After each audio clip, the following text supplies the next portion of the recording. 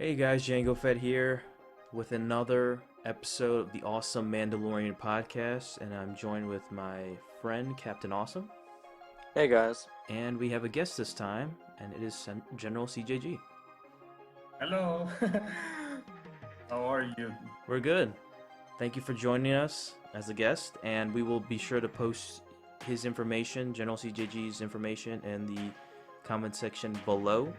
So please be sure to check out his content. So Mostly the content the channels that I'm affiliated with, because I don't really do much myself. So this is going to be a lot different than the other podcasts that we've had in the past, and this is just going to be like an open discussion, talking about Rise of Skywalker. Major spoilers, so if you haven't seen Rise of Skywalker, I recommend you pause this video right now, or just stop this video completely and then watch it, then come back. But I would expect everyone has seen it since it's been like, what, 2 months now since the movie came out? So I'm pretty much just going to be reading the plot of what happened during the movie, and then I'll let these guys comment. So you might not hear me talk as much as before, so I'll let these guys talk in advance. All right, so let's start. Let's start with the opening credits before getting into the plot. I honestly have to say these are the messiest open credits I've seen yet for a Star Wars movie. What are you guys' thoughts on that? The opening crawl. I think it's the worst one, if you ask me. Yeah, I mean, like, it just seemed very messy, and the writing was just really bad. I mean, like, I know under episode 3 just had war, and then it just, like, continued on from there. But this one, I felt like, I just can't remember off the top of my head, but it was not very good. Yeah, but anyway, let's get into the plot then. Following a threat of revenge by the revived Emperor Palpatine, Kylo Ren obtains a Sith wayfinder, leading him to the uncharted planet Exegol. And he finds Palpatine, who reveals that he created Snoke as a puppet to control the First Order and lure Kylo to the dark side. Let's comment on this. Who goes first? I'll go first. Okay. The scene was, it was very comical. Saw the little clone Snokes. Seeing Palpatine. They were all in that freaking cylinder inside. Oh yeah, there was one in this. Yeah. Yeah. Oh my god. And then there was a lot of retconning and contradictions in that scene, but it was just, I don't know, I couldn't really take the whole thing seriously, but straight away from the first moment, I was like, okay, red flags already on this movie, but, yeah, I don't know, it just, already from that moment on, I already knew this would be, like, a real big mess, but, CJG, you can go ahead and say your thoughts on that scene. Okay, well, originally Snoke was supposed to be some sort of entity from the unknown regions that even Palpatine actually sensed from far away in the unknown regions back during the episode 6 time, if I'm not mistaken, according to the Aftermath trilogy and some other sources. And also, the visual dictionary of The Last Jedi claimed that Snoke was no Sith and had nothing to do with the Sith. And then episode 9 comes in and says, oh, Palpatine created Snoke, multiple clones of Snoke, and, well, let's just say that for somebody not being affiliated with the Sith, he sure as hell was created by one of the biggest Sith Lords ever. Oh boy. The visual dictionary of The Last Jedi is fucking worthless at this point. Same goes for the Aftermath trilogy. And the funniest part is the part where Palpatine's like, I've died many times before. So I was like thinking, wait, so was this the Palpatine we saw in the prequels in the original trilogy, not even the real Palpatine? Oh, Disney. But, but yeah, that's how the movie starts, and it's glorious, if you get my sarcastic tone. Okay, I'm gonna say this right now. They never explain how Palpatine comes back to life. They never did. They didn't explain how he survived. They never explained if that body we're seeing of Palpatine is him or a clone. Nothing. Like the only explanation the movie says is the dark side of the Force is a pathway to many abilities some consider to be unnatural, which is an episode 3 quote, by the way. That's all the explanation we get. It's more raising once again more questions and giving us answers. Yeah, pretty much. There you go. By the way, you haters, suck it. Palpatine's officially back. All right. Alright, go on, Django. Continue. So Palpatine unveils a secret armada of Star Destroyers and tells Kylo to find and kill Rey, who is continuing her Jedi training under Leia Organa. Finn and Poe Dameron deliver intel from a spy that Palpatine is on Exegol. And then Rey has learned from Luke Skywalker's notes that a Sith Wayfinder can lead them there. I mean, they're like doing like fetch quests in the middle of, well, in the beginning of this movie, and then it picks up. Okay, I gotta mention this. Palpatine had that entire armada of Star Destroyers in that planet, and he waited 30 years to unleash it. Why didn't he unleash it before? Why did he have to wait until 31 years to be precise? Why? Also, apparently the Star Destroyers actually burst out from the planet ground, which was I didn't understand that. Oh my god. Also, were the people that were working on the Star Destroyers, were they just living there the whole time underground for 30 years, just working on it? Oh my god. Oh, Jesus Christ. I guess it's time to go up now. Oh my god. So apparently, so Rey, Finn, Poe, Chewbacca, BB-8, and C-3PO depart together to Basana, and they encounter Lando Calrissian, who points them to the Wayfinder's last suspected location. I like the fact that they brought Lando back. That was great. But he didn't do much in the film at all. Like, he had like 5 minutes in the film. Yeah, it was just fan service. Yeah. The only thing he did is towards the end, but I'm not gonna mention it as part of the plot. Yeah, we'll mention it later on, Yeah.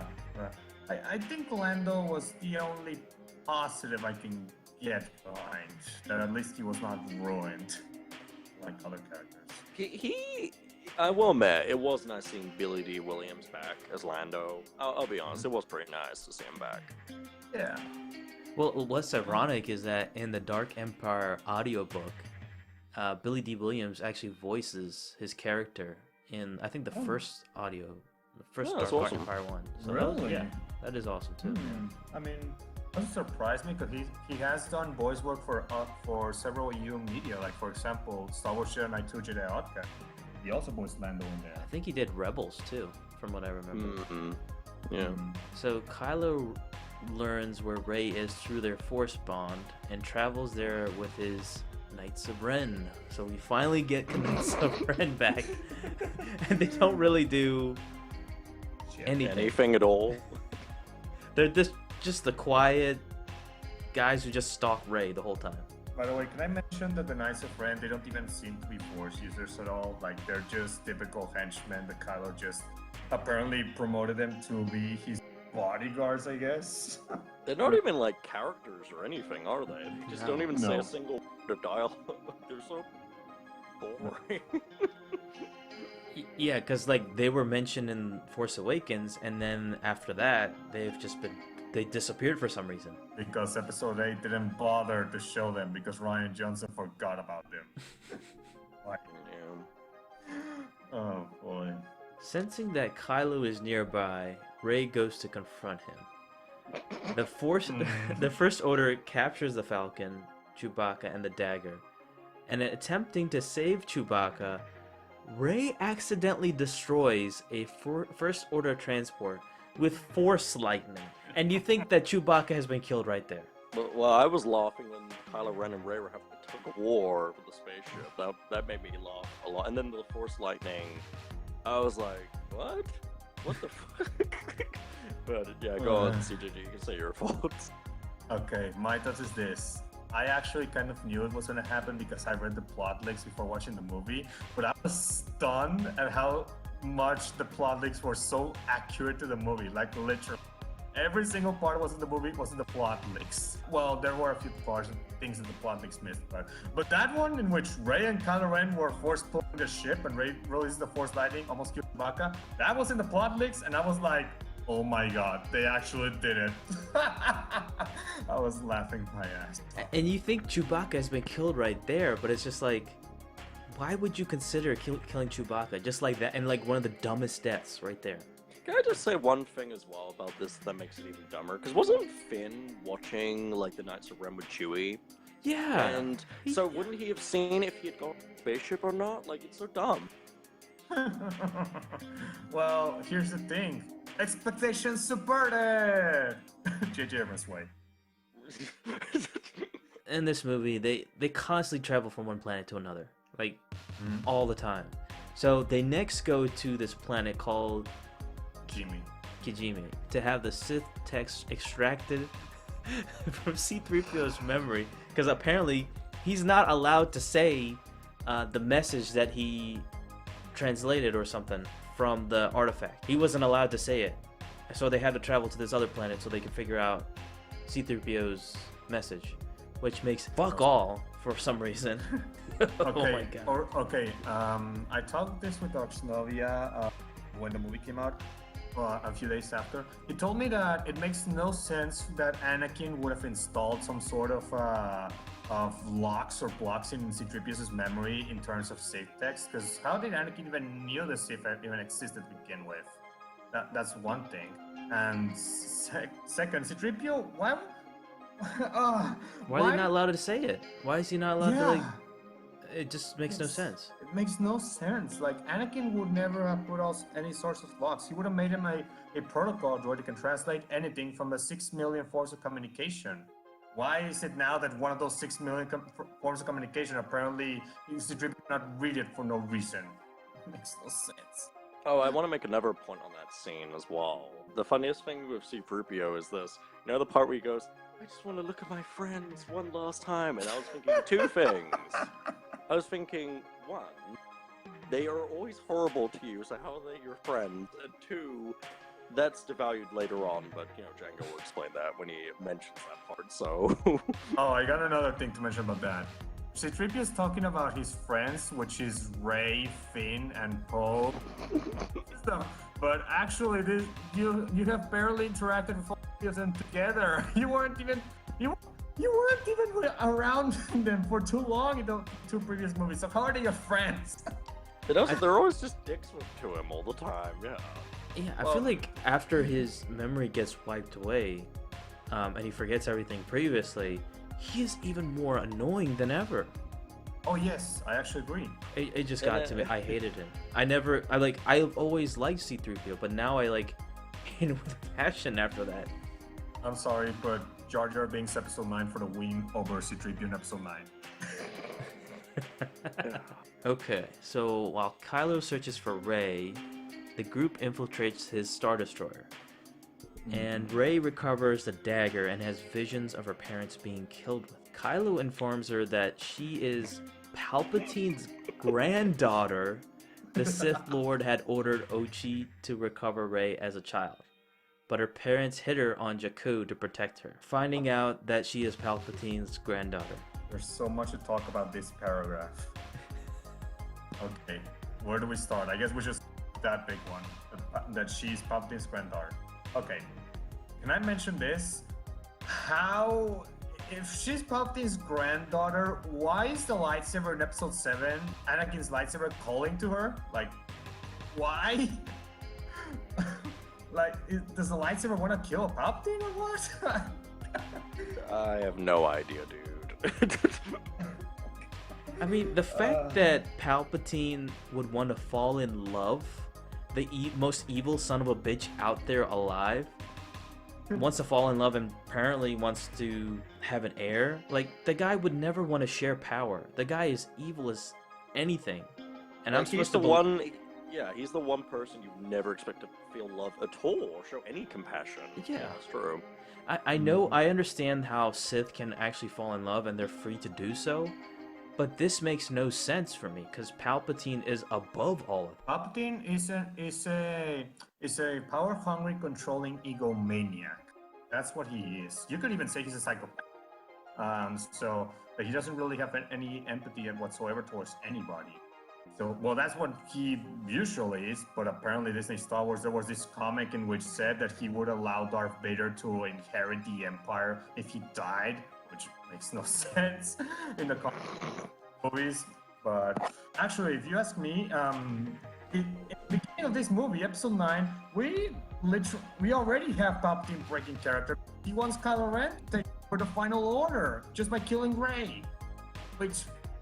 So that's sharing power, sharing the Final Order with Kylo Ren. Like, what? So, okay, this is the second time that Rey and Kylo Ren use their bond. Apparently, makes them talk to each other. And here's where they officially make their first lightsaber duel, but they're not in the same.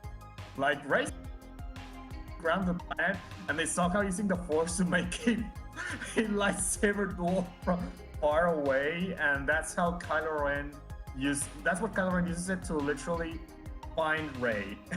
As in, where is she? And then she uses that and, oh, she's in my ship, let's go and get her. This is what I hate about what Rian Johnson did with the last movie, because like they did these like where they're in totally different sequences, and then they just carry that over. And I think that's just one of the worst parts. It's just laziness to me. And then the Rise of Skywalker just made it worse with the whole teleporting and them fighting. It just looked ridiculous, to be honest. Yeah. Also, it makes episodes 3 and 6 worse in a way, because in episode 3, Obi-Wan needed to search for Anakin. He had no idea where he is. Why didn't he just... I mean, Anakin and Obi-Wan supposedly have... They have been, master and apprentices forever. Why didn't Obi-Wan just use that ability to find him instead of going to Padme and... basically telling her, everything and making her almost die at the hands of Anakin Mustafar, save her? Or why didn't Darth Vader use that ability to find Luke Skywalker in episode 6? And he could have also used it to find the rebels before they even struck the ship bunker. That ability should not have been at all created. So General Hux eventually... Oh we my find God. out saves Poe, Finn, and Chewbacca from execution, revealing himself as the spy. And apparently he wanted to do this because he wanted Kylo Ren dead, apparently, and he wanted to control the Empire? Lose. No, he wanted Kylo Ren to lose. Yeah. That's what he... I mean, did he want to, like, control the Empire from that point, or is it, like... I don't get that. It was probably a my enemy is my enemy's friend type situation. I hate you, but I hate him more. So it's probably that type of situation, I guess. Okay. But this makes no sense, because in the 2 previous movies there was no hints whatsoever of Hux even being a spy of any sorts. And now here he's just like the spy. And if we see in episode 7, he wanted the Resistance dead more than anything else. Not even his confrontation with Kylo Ren, he prioritized over the death of the Resistance. And now he's like helping the Resistance? Like, what? Jesus Christ. So, he permits the group to escape on the Falcon, but is instantly discovered the next scene and is executed. That was like one of the dumbest... Oh, well, there's a lot of dumb okay. But that was pretty dumb. Okay, I gotta mention how it went. So apparently Finn, before they all get in, like Hux orders him, like, oh, shoot me in the arm. So it seems that I tried to you don't escape. And then he instead shoots in the leg, and then Hux goes to the bridge with the leg, and then General Pride, the one who was leading the Final Order, apparently he then gets a blaster from somebody and he shoots Hux. Because apparently, we found... The way he does it so comical too. I just burst out laughing in the screening when I saw that. Oh, yeah, it was so stupid. Okay, the group arrives on Kefir, or whatever. Beer? We have a beer there? Apparently. I don't even know how to pronounce this shit. they just come up with these weirdest names ever. I'll just say that. They'll come up with anything. But where Rey locates the Wayfinder on the remains of the second Death Star. Upon touching the artifact, she has a vision of herself as a Sith. Rey. But, okay, before we get to that, the fact that the remains of the Death Star are not on, I think, was it Endor, or was it like there was actually a bigger planet? It was Endor, wasn't it? Yeah. Okay, this is how Disney Star Wars explained it. Apparently, Kefir is one of the of the system of Endor.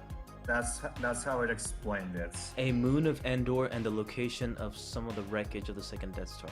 Yeah. I don't get that. There's several problems with this. First of all, if you go back to episode 6, we're going by the movies alone, and I guess some of the sources of the Star Wars. Apparently, if you see it, there's a Death Star, which looks small, and then you got the big-ass planet, which it's actually the moon of Endor. It's not actually the Endor system, because supposedly it's a big-ass system called Endor, and it got a moon called Endor, which is the one we see in the movie. That's how it's supposed to be, and it's multiple moons. But if you go to episode 6, there's no other moon closer to Death Star other than Endor, the moon of Endor. So how did it get to this other moon that we never saw in the previous movies? Like, just because there's no logic at all. Oh, there is that. And here's the second problem. We saw the explosion of the Death Star in episode 6. There was almost nothing left from it. No debris, no nothing. And even if there was debris, it wouldn't be the size of like a third of it in the remains of the moon. Like, oh, oh boy. I also want to mention something about the Rey thing. For everyone who went crazy with Fury's rumors and everything, I already knew from the beginning that was all bullshit and just a way to trick everyone into watching the movie, because let's be honest, they were never going to truly make her evil, because this was the final movie of the whole the whole story. So I kind of gathered they weren't going to do it, and when it was only 21 seconds, I laughed, because I was like, see, you all wasted your Furies for nothing. Oh, guess what, Cap? A few days after they revealed that trailer of Darkseid Rey, StarWars.com actually spoiled it that she was a Vision. Oh my god, wow. Yeah, they spoiled it that she was a Vision. So already it was confirmed that she was a Vision. People are doing Furies anyway. Idiots. But yes, Vision all along. Okay. Django, let's move on to the great lightsaber duel. Oh yes. So Kylo and Rey duel. Kylo destroys Rey's Wayfinder and duels her, and then it says dying. Leia calls to Kylo through the Force, distracting him as Rey impales him. Yep. Sensing Leia's death, Rey heals Kylo and takes his ship to exile herself on Atu. Yeah. There's many problems with this. So when we finally can see Kylo beating Rey in the lightsaber duel, Leia distracts him and Rey wins the lightsaber duel. Again, another win for Rey, because she can't do no wrong apparently. There's that. Rey is literally Jesus Christ at this point in this franchise, so she can't do it. Don't worry. The next paragraph will even further confirm that she's Jesus Christ. But I gotta mention this. This is where we see prior in the movie the movie revealed that there's a force healing ability that you can heal any wounds. Rey used. We can see that same force healing ability can be used to also heal lightsaber wounds, whether it's cuts or stabs. I got a question. Why didn't this ability was used by Obi-Wan in episode 1 to heal Qui-Gon and make sure he die? Or why didn't Yoda use it to heal Obi-Wan's wounds in episode 2? Or heal anyone really in the Star Wars universe, yeah. Okay, so Luke's Force Spirit encourages Rey to face Palpatine and gives her Leia's lightsaber. And we are welcomed by a sequence where some of the worst CGI I've ever seen on their faces. Oh, you mean the flashback of Luke training Rey? No. Luke Leia. Leia, yeah. Okay, there's several problems with that, because first of all, Rian Johnson confirmed in episode 8 when it came out that Leia had no training at all in that movie, and the Last Jedi Visual Dictionary further explained it that Leia could not have any training because she was so busy with her life as a politician and with the Republic Senate and stuff, so she was never able to train with Luke. Now episode 9 comes out and says, oh yeah, she actually did train. Well, screw you, Last Jedi. Funniest moment in the whole Luke sequence is the factor that the whole scene just takes shots at the Last Jedi the whole time. You know, when she goes to throw the weapon, like the lightsaber, and he catches it, he's like, that's no way it was. He said, that's no way to treat a weapon or something. And then there's the part where he literally, says, oh, I was wrong. And like everything is just taking shots at the Last Jedi 24/7 because of the whole thing of the Luke thing. So it was pretty hilarious.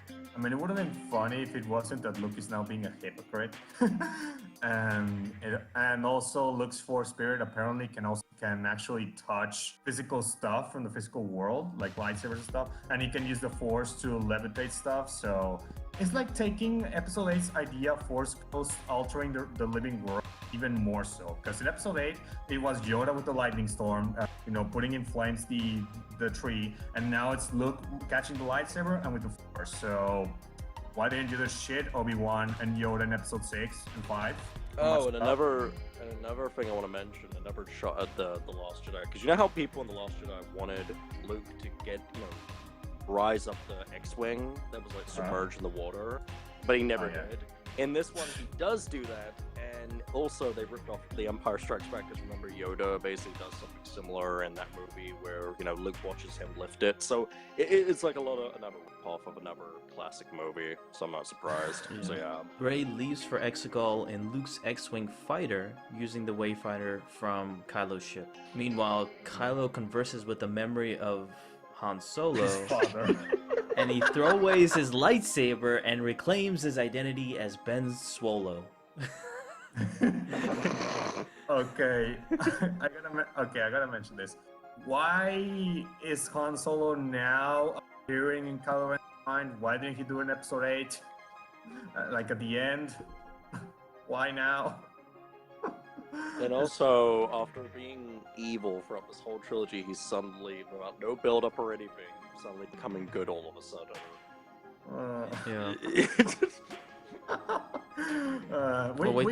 Wait till we get to this part. Oh my goodness. What? Palpatine has one of his super laser-equipped Star Destroyers obliterate a planet. Kajimi or whatever. But the fact that a Star Destroyer, like apparently every single Star Destroyer in that fleet that Palpatine has a super laser equipped and able to destroy any planet. Absurdity of that. Okay, I'll say it right now. It's basically J.J. Abrams' version of ripping off the Eclipse Star Destroyers from Dark Empire.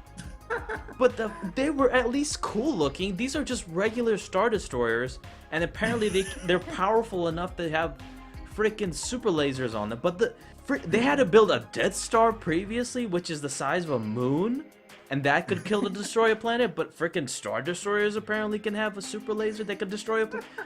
Fucking asinine, man. That's give me a break. I love that this basically shows that every single Star Destroyer in Palpatine's fleet is literally a Death Star. So now every single EU hater bitch of the planet universe having so many super weapons, Post on a Jedi, now Episode 1 has like 1,000 of them in just one movie. Yeah, I mean, it at least made sense with Dark Empire. They had like the Eclipse, it actually wasn't used at all. That could destroy a planet, and then the Galaxy Gun. Those are two big things right there. But at least they had some relevance and they actually made sense in that lore. But this makes... So, upon the group's return to the Resistance base, R2-D2 receives a signal from Rey. The Resistance follows Rey's coordinates for Exegol, where she confronts Palpatine. Oh my god, here we go. He demands she kill him to transfer his spirit into her.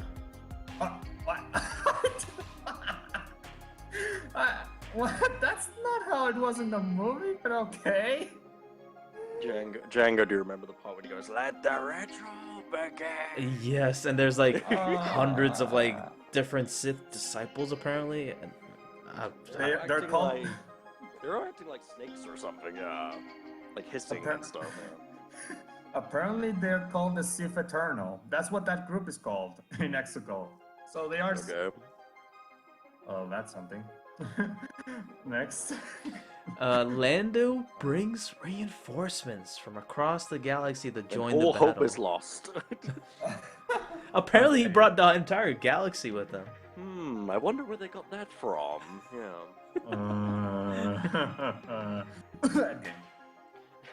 I was waiting for Lando to just say Avengers Assemble. No, not Avengers. He should have said Rebels Assemble. would have been something. Ben overpowers the Knights of Ren with Rey transferring the lightsaber from her back to Kylo Ren's back, Ben's back, and now killing the Knights of Ren. Which were fucking useless, Michael. They should have never been in this trilogy. Yeah. Agreed. Okay, but then the big parts. Oh yes, yeah, I'm getting to it. But Palpatine drains the pair's power to rejuvenate himself. So let me get this straight. So Palpatine at the beginning of the movie wanted Kylo Ren to take over Final Order if he killed Rey. But then when Rey gets to Exegol, Palpatine wants her to kill him so that he can take over Rey's body. But then now when both Kylo Ren and Rey are in the same room with him, because apparently they're some sort of Force diet, he drains their Force power so that he can become just as powerful as he was, if not more powerful before. Which is your motivation again? What was your motivation? What was your plan all along? Because I don't get it. And apparently Palpatine can attack the Resistance fleet with Force Lightning. Now this part I actually understood because in the Dark Empire story he does do Force Storm, and that is a power that can it actually can go through hyperspace and destroy not the entire planet, but a majority of it. I'm gonna mention this. I would be fine with it if it wasn't for the next part of this paragraph. So I think we should finish the paragraph because I do want to talk a little bit in detail with that. So I think we should finish it. So he attacks the with Force Lightning and incapacitates Ben. He chucks him down 50 feet or something to a cliff, and he falls. Weakened, Rey hears the voices of past Jedi who lend her their strength. Rey. And apparently every Jedi was Palpatine, You hear, everyone, yeah. Yeah, Palpatine attacks her with this lightning, but Rey deflects it using the Skywalker lightsabers, killing him and herself. How the hell? Okay, so I understand absorbing Force Lightning through the lightsabers, but not deflecting it off and back to the person and killing him. Ben uses the Force to revive her at the cost of his own life. Oh, and Rey? don't forget the big kiss. Yeah, Rey kisses Ben before he dies, and he just falls down.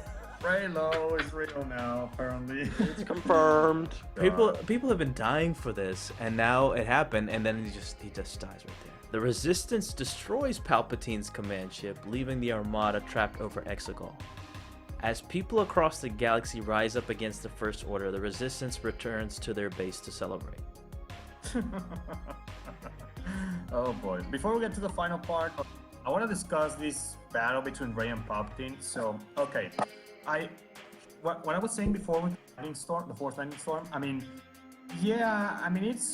it's cool looking, but my problem with it is that it happens right before Rey manages to kill the most powerful Sith Lord in the entire franchise. Well, at least in Star Wars. Palpatine does the biggest display of over-the-top force powers that you've ever seen on screen, and she kills him effortlessly.